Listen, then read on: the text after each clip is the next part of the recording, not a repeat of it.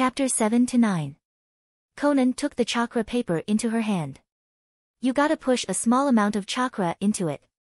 Okay, Ray. Conan did so and the paper was torn into 3 pieces. One of these pieces was over half of the entire chakra paper big and was promptly shredded to small pieces. Wind. One of the remaining pieces was completely soaked, signalizing water, while the other turned to dust. Earth. Conan looked at Ray with an expectant and excited gaze at Ray, who released a soft exasperated sigh. You have a main wind affinity. A strong one, at that. Well, figures, this is probably what helps your bloodline to fold the paper and sharpen it. Just my guess. Conan nodded attentively. Next you have earth affinity. I would say this is what makes your paper durable and capable of hardening. Maybe, maybe not. Conan only relocated her gaze to the soaked part. She looked kinda like a puppy. Wide eyes pleading for an explanation. The last is water affinity. I must say I dunno, Maybe it helps you keep the shape of your paper in the water. I mean it gets wet alright, but I never saw it soaked. It's as if it was made of something unable to absorb water or something. Can you even consciously control that? Ray meant that. This was Aim no Kuni. Most of the year, the rain never stopped. Yet, Conan's paper stayed intact even under the rain when they ran through the forest. He always thought it was due to her chakra and looks like he was partially right. Conan took his words to heart and filled one of her papers with her chakra. She sunk it into a bucket full of water and watched as the paper held its form. Suddenly, she started to get ideas on how to exploit it in battle. She was, after all, in a water-filled country.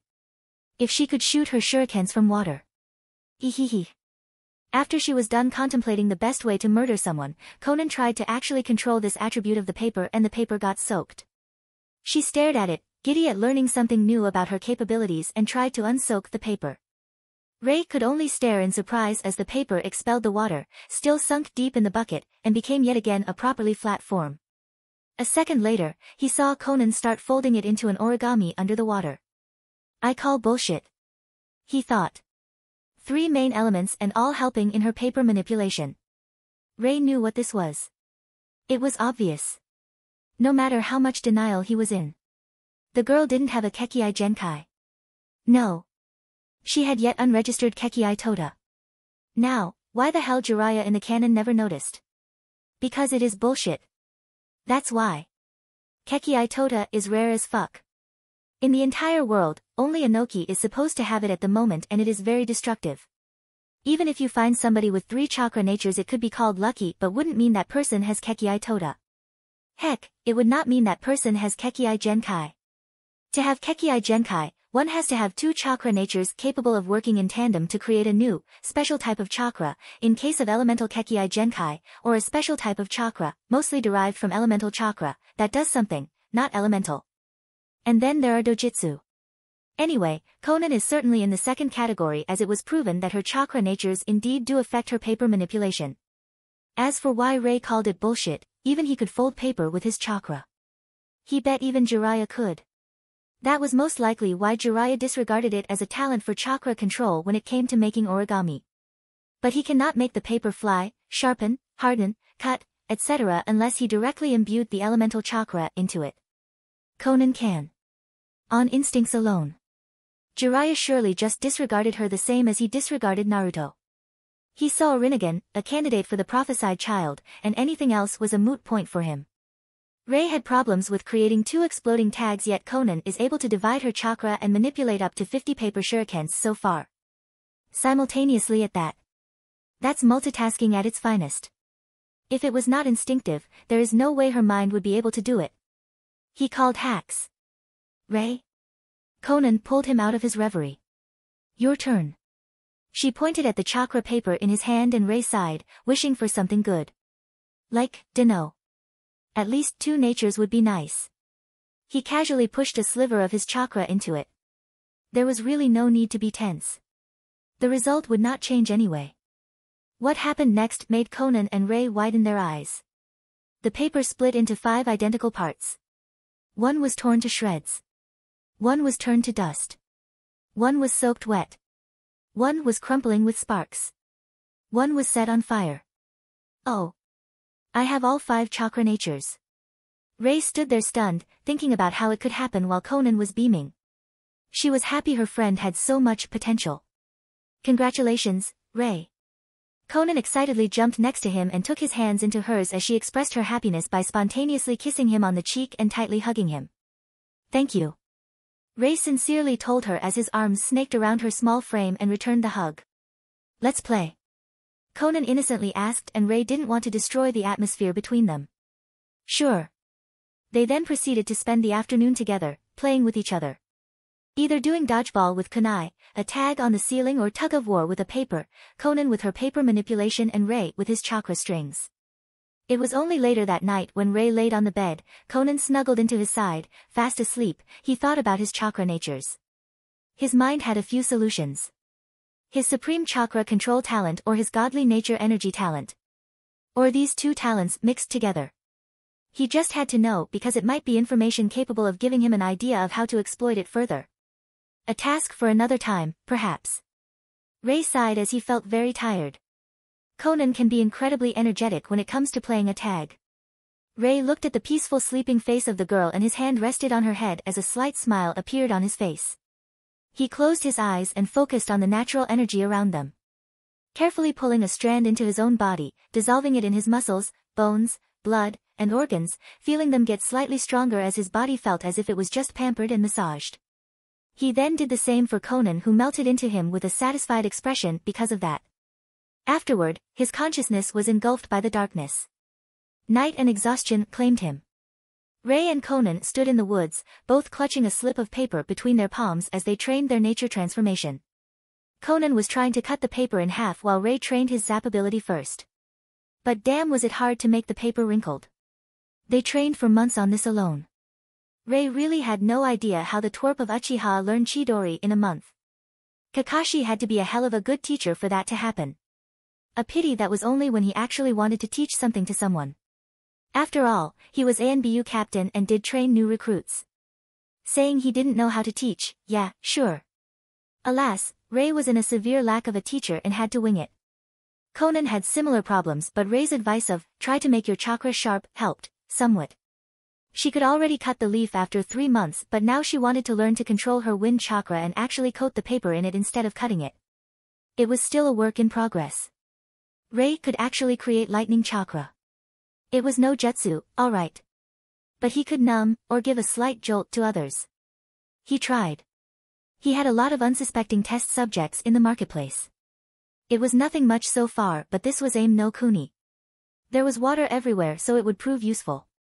Especially since he could conduct his lightning chakra through his chakra strings. Rei mostly focused on his fuinjutsu. After these months, Conan had hundreds of exploding tags on her person and he had a few tens. Same with the storage seals filled with paper shurikens. He had 10 while Conan had around 100. Rei was very curious why the seals work even though they have no real chakra sustaining them. Surely the seals should cease their function as the chakra dissipates, right? No way a seal could function years. He found the answer when he left one storage seal near his bed when he was about to fall asleep and focused on the natural energy to strengthen his and Conan's body. He spotted a very, very minuscule amount of natural energy sustaining the seal. It was so small it seemed like an occasional flicker, and even Sage Mode Naruto would have a hard time spotting it even if he was looking straight at it. But it was there. He once again thanked God for his godly nature energy attunement talent. The day after that, he started consciously putting natural energy into his seals the same way he did with his and Conan's body, and his exploding tag's effectiveness improved by a factor of 2. They were now slightly stronger than the tag stolen from the IWA shinobi. Considering Conan had more than 100 of them. Thanks to natural energy and being older, both their bodies improved tremendously. They didn't have any taijutsu style but often sparred together. Rei's body was stronger though. Thanks to his talent, he could take much more senjutsu chakra into his system to passively boost his body over time, and it showed. He was faster, stronger, and more durable. It all became a moot point the second Conan started to use her paper. It really put into perspective just why bloodline clans and clan shinobi are so much more valued in shinobi villages. With the same amount of training and in the same conditions, Conan could trash him because he did not have anything special. No technique. No bloodline. The strength of his body could get him only so far. Thankfully he had his talents.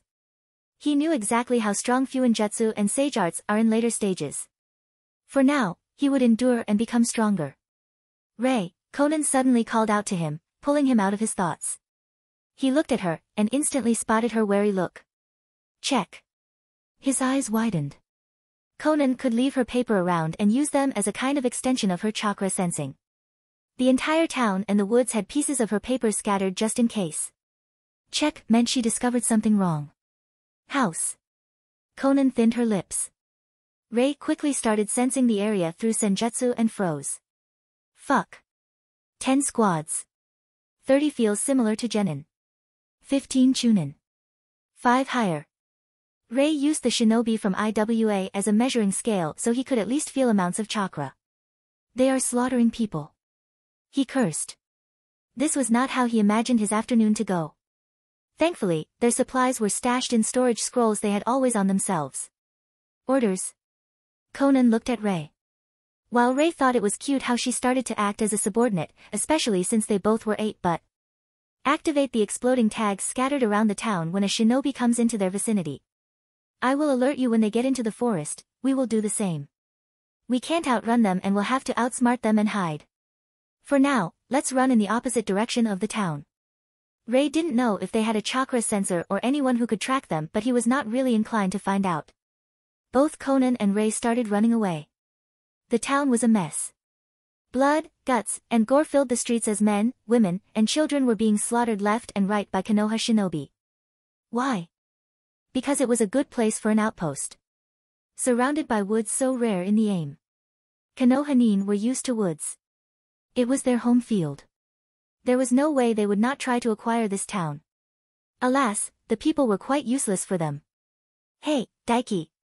A woman screamed at a man nearby who was tearing clothes from a young teenage girl. No rape. She barked, showing her canines. Clearly an Inuzuka.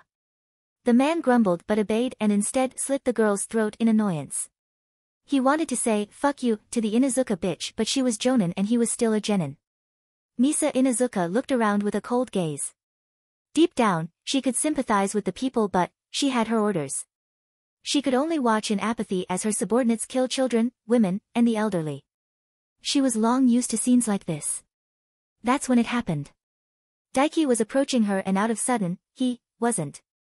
A loud boom resounded through the town as the exploding tag tore Daiki to shreds, sending his torn limbs flying apart as his guts painted the ground red and shitty. Misa could only curse. This was a trap. Rigru dash, before she could give that order, a series of other loud booming sounds resounded all over the village. The Konoha nin finally met with each other, uncaring about the people who were running away as their orders were to leave nobody alive in the town. If somebody manages to outrun shinobi, no qualms there. Laughable thought. Who would believe it? Misa and her ninken sat in the corner as she saw 3 of her Jonin-ranked colleagues. That's all of us. A man, Aburame, told them, making them astonished. 4 Jonin, 9 Chunin, and 18 Genins. They lost 19 people so far. Misa couldn't help but curse. This mission was swiftly becoming one of those fabled troublesome rank-ups. Okay, Misa sighed as she heard the man who had the command. Seizo Hataki. We will stay here and secure the place. Misa, you will take 5 Chunin and go scout the forest. Mukuro, he nodded at the Aburame man. Says there is a chakra trail there. Be careful, we have no idea how the exploding tags are hidden from his bugs. Especially since there seems to be no delay between activation and explosion. If you find hostiles, kill them. Misa and her 5 Chunin came to the edge of the forest, all feeling uneasy. That's when Ninken barked at her, that he found the smell of humans. The group quietly hopped from tree to tree, keeping some distance between them. Ikaru, a Chunin, was about to spring himself away as his feet impacted the thick branch when... What? Were his last thoughts as his mind didn't even manage to register the pain as he was literally slaughtered by a flurry of paper shurikens enhanced by wind chakra. Misa could only watch in horror as one of her Chunin was made into a Swiss cheese instantly. She gestured to the group to stop. Guys. Careful. I have no idea what this shit is but obviously, we are against a very skilled Fuinjutsu master. The explosive tags have no delay and the traps are enhanced with elemental chakra. Ray didn't know that his stasis seal was a masterpiece in the eyes of the ninja. No stasis or storage seal was able to hold chakra infused into the weapons, much less if that chakra was elemental one. The group scattered, getting even more distance between themselves in fear of being caught up in the traps together. They hopped from tree to tree, following the Ninken. Misa could swear she could occasionally see two running figures far away through the trees, but as she was about to focus more on them, Kira, the man in the position next to her, was sent flying to high heavens, and fell near bushes. Misa could only curse. Her instincts flared, and even if Kira was a slight distraction, surely intentional, she managed to jump backward, just in time to avoid another flurry of futon paper shurikens. She landed on the ground and noted that the branch was completely shredded. She cursed again. A powerful wind user. A groan tore through her throat. With the corner of her eyes, she could see shaken Rika staring at Kira, her fiancé, and wobbly approach his corpse while tears streamed down her face. Misa was about to admonish the girl when she took the charred body of her man into her arms, but a whirl of papers flew out of the bushes, sticking onto terrified Rika. Misa will never forget the horror-filled eyes as the Chunin under her command looked at her pleadingly just a split of second before the papers exploded, torn both her and her already deceased fiancé to shreds, leaving only a bloody smear and charred ground behind. Suddenly, Misa and the two remaining Chunin didn't feel like. Correction. One remaining Chunin. Mika watched as Kaguro fell prey to yet another storm of futon paper shuriken. Yes, Misa and Muko, the last Chunin, really did not feel like following. Retreat. Misa ordered in apathy and Muko obeyed with a gulp. Misa entered the house that was chosen as a makeshift command center and found Hataki Taicho sitting behind a table. The man spotted Misa's distraught expression and suddenly had a sinking feeling. Jonin Misa, what's the situation? Hataki Taicho, Misa sadly shook her head. Kira, Rika, and Ikaru are dead. The forest is packed with explosive tags and traps. All high quality without delay or any signs before activation. The enemy has a skilled futon user as the weapons were infused with futon chakra. We first. She proceeded to explain the entire situation to the slightest of detail. Any visuals? No, Misa denied. Only two running kids, but even then it was a fleeting thing from far away. I, however, don't think a kid would be able to dash. You would be surprised. Seizo interrupted her with narrowed eyes. Paper shurikens, you say? It may be some new Kekkei Genkai. We have to report it. He sighed and dragged his hand through his tired eyes. This is a disaster, Misa. Yes. Seizo. The two knew each other as both had a thing for Ninken. They just hated to let it be known. 22 casualties on a mission to take over a civilian town. It couldn't get any worse. Just then Conan's explosive tags in the forest, that was the entire reason the town was being taken over, went off. Misa and Seizo had to brace themselves as 100 explosions rattled the forest and created a small earthquake. Seizo hurriedly ran to the window and what he saw made him swear worse than a sailor. The forests around were burning. The sky was painted orange as the flames quickly spread through the trees, reaching far above the treetops, irreparably destroying the forest. Seizo could only bitterly watch as the strategic advantage of home field turned into dust. This mission was an utter failure. Both Conan and Ray panted from the long run as they saw the forest burn. Good. We managed to make the trackers turn around. Ray smiled slightly. Conan, hearing him, hugged his arm to her chest in relief as her forehead rested on his shoulder. They are alive. For now. The two kids proceeded to trek through the stony fields away from the edge of the forest. Their direction, unknown. Night fell and both Ray and Conan were shivering under a makeshift roof made of Conan's papers. The air was still shivering though, and even huddled together it was very cold. Ray sighed and took out a paper and started drawing with his chakra-infused ink. Warmth. He then made a few additional numeric parameters and activated the seal. Putting it on himself, he could feel warm again, as if he was under the sun. It was not hot, but it was incredibly pleasant. He swiftly made another seal for Conan, who smiled at him for it.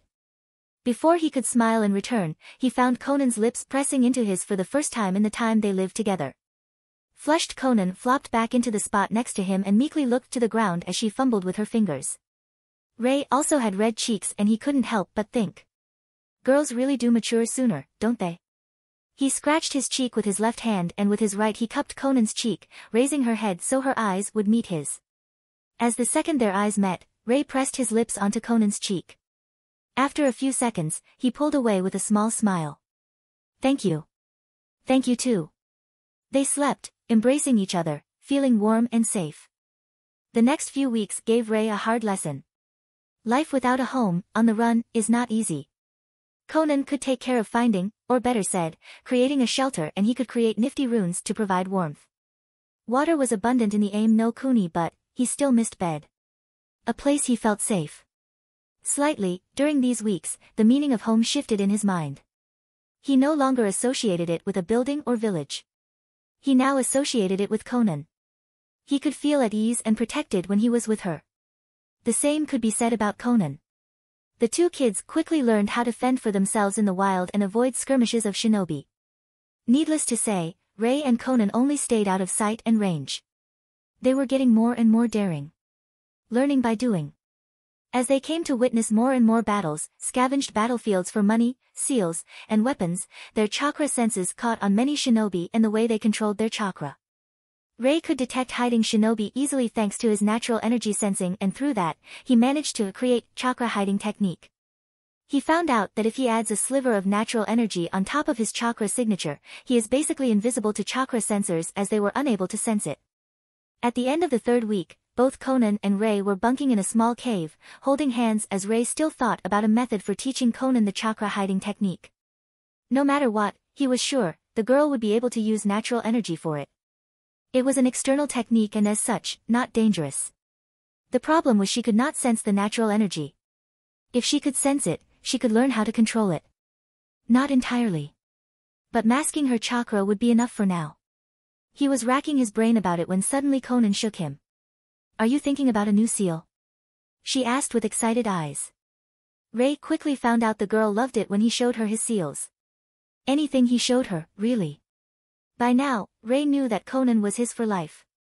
The girl would never even think about betraying him, and it warmed his heart. In only a slightly over a year, he managed to inspire enough loyalty in the girl as Yahiko did after 10 years of living with her. Of course, he was smug about it. He just didn't like her tendencies and her way of thinking.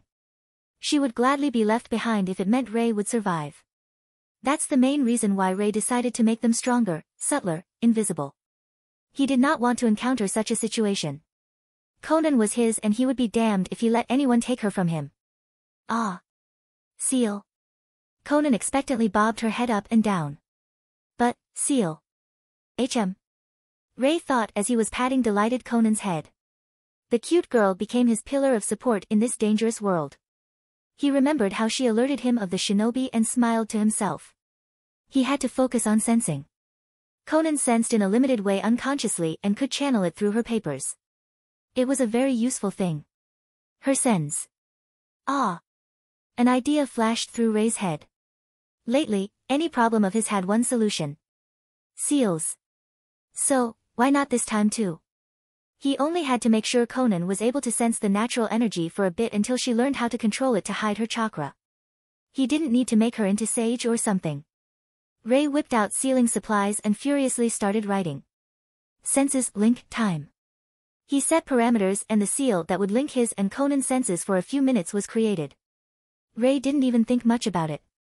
He was too ignorant to think more in depth about what linking senses would do to two people or even how exactly would it be accomplished. Even if for a second. Alas, the path to hell is paved with good intentions. He gripped one side of the paper, where one end of the link was, and smiled at Conan. Here. This should help me teach you how to hide your chakra. Ray excitedly told Conan. The girl trusted Ray with her very life and much more. She nodded excitedly and with a determination took a hold on the other side of the paper, right on the other end of the link. The two children instantly froze, their eyes wide as their mouth opened in a soundless scream. The seal did exactly what it was supposed to do. It linked. And their souls clashed.